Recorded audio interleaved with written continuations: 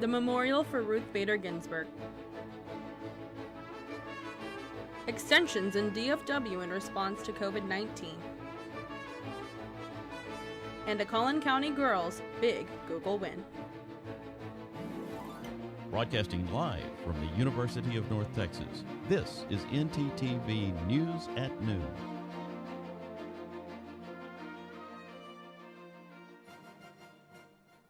Thanks for joining us on ntTV News at Noon. I'm Cami Farrell. The late Justice Ruth Bader Ginsburg has arrived at the Supreme Court of the United States for the last time. More than 100 of Ginsburg's former clerks met her flag-draped casket and lined the courthouse steps. Some served as honorary pallbearers and others will stand guard as she lies in repose outside after a private ceremony. Chief Justice John Roberts honored Ginsburg with a eulogy. I mentioned at the outset that Ruth's passing weighed most heavily on her family, and that is true. But the court was her family too. This building was her home too. Of course, she will live on in what she did to improve the law and the lives of all of us. And yet, still, Ruth is gone, and we grieve. The public will be allowed to pay its respects until Thursday. That's when President Trump will honor Ginsburg when he visits the Supreme Court. Justice Ginsburg served on the Supreme Court for almost 30 years. She died last week at the age of 87. Some Texans are heartbroken and angry after a historically black cemetery in East Austin was vandalized. CNN's Jordan Bondke interviewed a woman with family members buried there.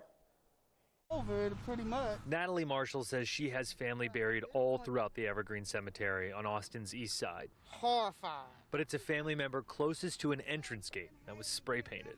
This is not just a random act of vandalism. This is a purpose behind this. This headstone is one of 15 that were vandalized sometime over the weekend. The Parks and Rec Department says they discovered it this morning, and right now it appears to be random. Stefan Hardiman drove in from Round Rock to make sure his family headstone was untouched. What I would say, this is our cemetery, because I grew up here in East Austin. The Evergreen Cemetery was established in 1926 for Austin's African-American community. 2 years later, the city adopted a plan to explicitly segregate African Americans by only offering city services east of what is now I-35. Among the many prominent members of the black community buried here, this is the resting place for Oscar Leonard Thompson, the first black graduate at the University of Texas. My mother's here, I have uncles here. Roy Jones was part of the steady stream of family that came back to check on Monday. You wouldn't want nobody to do that to your family. In East Austin, Jordan Bondke, CBS Austin News. Also in Austin, South by Southwest has announced that it's going digital in 2021. The annual event will include conference keynotes, screenings, networking, and exhibitions. Entries for next year's digital experience open October 6th. Officials say they've joined forces with the City of Austin to still plan for physical events in case they can be held. South by Southwest is scheduled to take place from March 16th through the 20th. The weather has been gloomy here for the past 2 days. Let's see if there's going to be a change with our first look at weather with our anchor Elizabeth. Yes, we have. So today we are experiencing a cool day with a cloudy sky. As you can see today, for our current temperature, we will be having 76 degrees Fahrenheit with a feel of 66 degrees Fahrenheit and a 10 miles per hour wind speed. So don't forget your sweaters for today. Temperatures will be going down to 62 degrees Fahrenheit and a feel of 62 as well. And our winds will be coming down to 5 miles per hour. For tomorrow, we will be actually seeing some kind of sun. It will be 82 degrees Fahrenheit with a feel of 79 degrees and a 6 wind speed miles per hour. So please stay tuned for the rest of the weather. Back to you. Coming up, a new warning for students in Time's 100 Most Influential People. Stick around.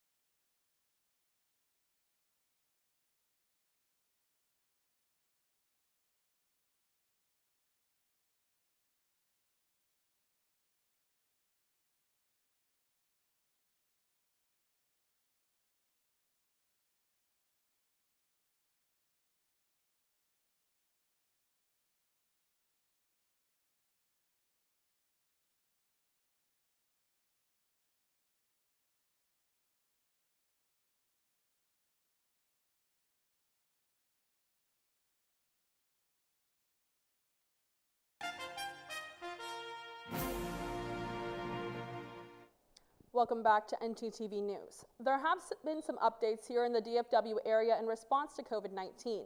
Last night, Denton City Council members met and after 2 hours of debate decided to extend their disaster declaration. The council's 10th order is an extension of their 9th and of Governor Abbott's statewide order. The order will extend to December 31st of this year and will increase the spending authority to $2.75 million.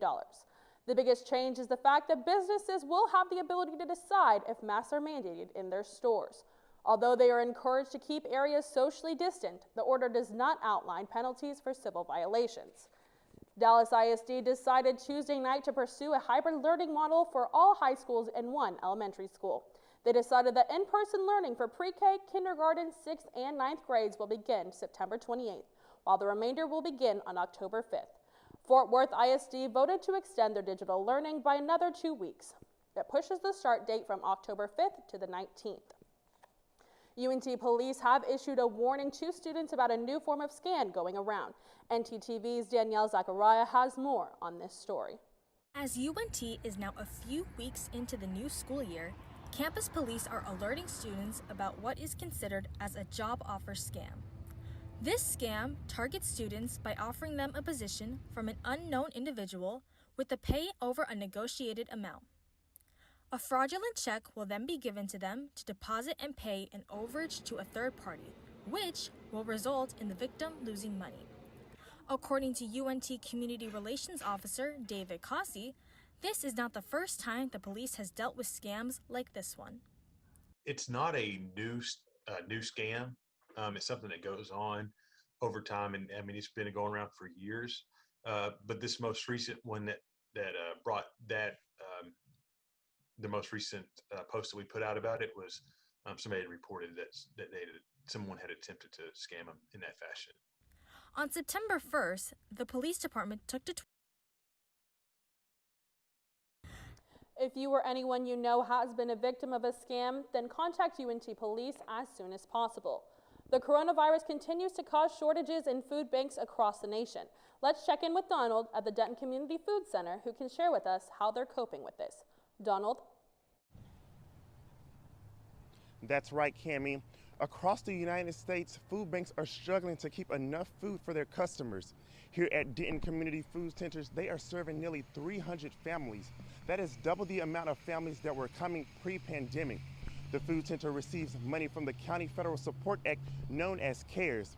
In a day, the center is giving nearly 5 tons of food. In a week, that is equal to about 80 meals for a family of 4. They are still able to give out fresh dairy and produce. At this time, they cannot accept any volunteers due to COVID-19 and are asking for financial support and donations. The current hours are 9 to 11 a.m. Monday and Wednesday. For ntTV News, I'm Donald Britton. Thank you, Donald. Let's toss it back to our weather anchor, Elizabeth.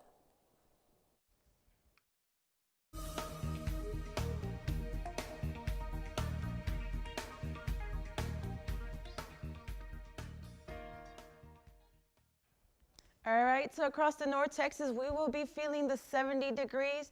We will be at 77 degrees Fahrenheit at Graham. And then today at McKinney will be 75 degrees Fahrenheit and Sherman will be 74.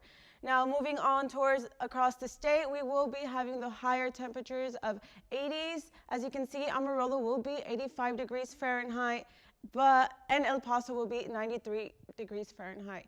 Moving on to our weekly forecast. Although today we are experiencing a cloudy day, don't feel too bad because starting tomorrow we will be moving to a sunnier, a little partly sunny day with 82 degrees Fahrenheit with a low of 60 degrees Fahrenheit and for the rest of the week as well. And moving on to you. Thanks, Elizabeth. Time magazine has revealed its annual list of the world's 100 most influential people. Each of the 8 worldwide covers highlights members of Time 100.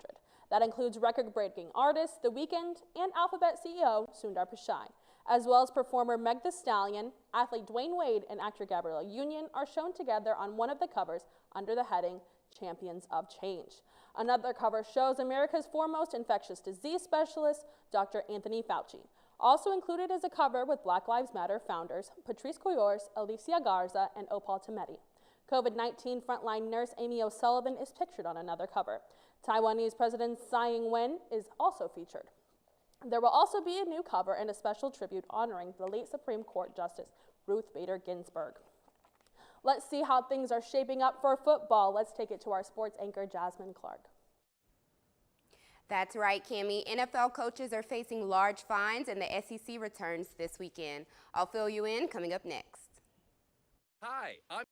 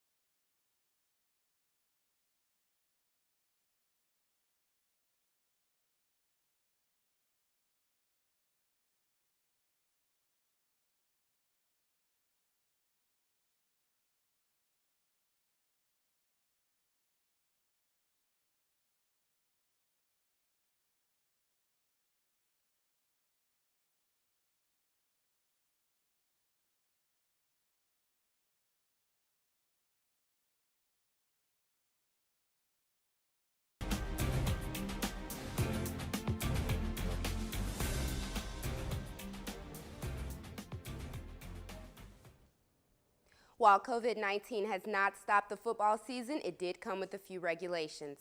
5 NFL teams and coaches are being fined for not wearing face coverings during games.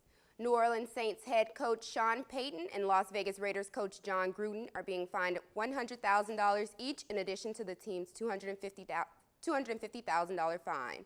Other teams that have received fines are the Seattle Seahawks, the Denver Broncos, and the San Francisco 49ers. In a memo, NFL executive Troy Vincent cautioned all personnel with bench access, including coaches and medical staff, to wear face coverings at all times. The SEC returns this weekend on September 26th with 14 teams facing off. The conference is playing a 10-game schedule this season, with the first set of games including Auburn versus Kentucky. The SEC championship game is scheduled for Saturday, December 19th at the Mercedes-Benz Stadium in Atlanta, Georgia. That's the rundown with sports. Back to you at the desk, Cammie. Thanks, Jasmine. A 5th grader from Collin County is the winner of the annual Doodle for Google contest. Sharon Sarah's winning artwork was featured on Google's homepage today. Her doodle is called Together as One. It features a group of 6 friends with various skin tones, hair, and fashion styles holding hands. The contest prompt this year was, I show kindness by. On her inspiration, Sarah says some people have not wanted to be her friend because of how she looks. So she drew what she does, make friends based on a person's character and personality. Sarah beat tens of thousands of submissions from K through 12 students across the U.S. She also won a $30,000 college scholarship, and her school will get a $50,000 technology package. Thanks for watching ntTV News. Join us again here tomorrow on North Texas Television.